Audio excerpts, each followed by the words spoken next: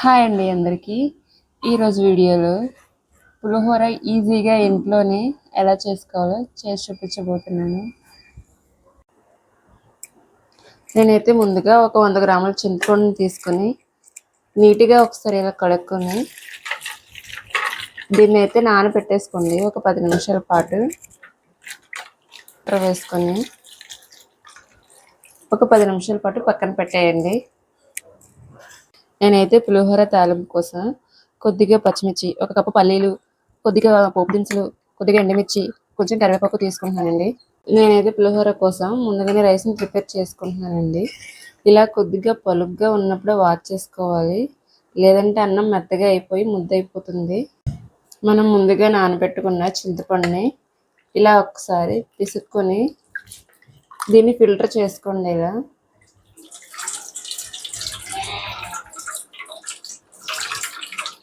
ఇలా చింత గుజ్జు అంతా తీసుకొని పులుసుని తీసుకోండి. కొద్దిగా పసుపు కూడా వేసుకొని అలాగే మనం కట్ చేసి ఉంచుకున్న పచ్చిమిర్చి కూడా వేసేసుకోండి. కొద్దిగా కరివేపాకు కూడా వేస్తున్నాను. దీన్ని ఒక 10 నిమిషాల పాటు బాగా మరిగించుకోండి. అలాగే దీంట్లో రుచికి సరిపడా సాల్ట్ కూడా వేసేసుకోండి. ఇలా ఒకసారి బాగా కలిపేసి ఒక 10 నిమిషాల పాటు బాగా మరిగించుకోండి. చూసారు కదండి, ఈ చింతపులుసు అయితే బాగా దగ్గరికి అయిపోయింది. ఇది కొంచెం చల్లార్చుకుందాం. ఈలోగా మనమైతే తాలింపు కానీ రెడీ చేసుకుందాం.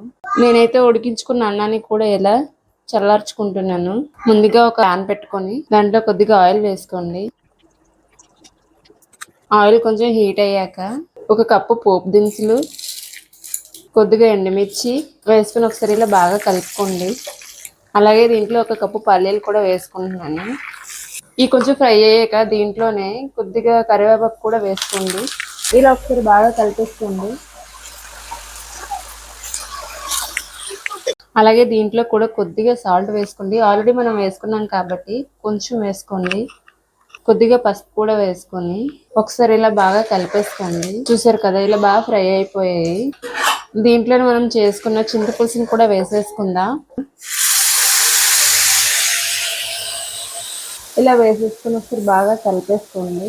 ఒక 2-3 నిమిషాల పాటు ఇలా కలుపుకోండి. బాగా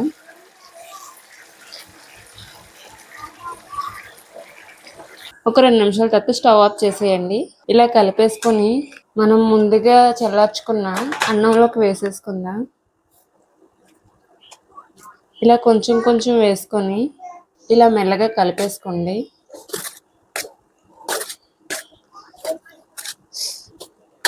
చేత్తో కలుపుకుంటే ఇంకా బాగా కలుస్తుందండి, కానీ వేడిగా ఉంది.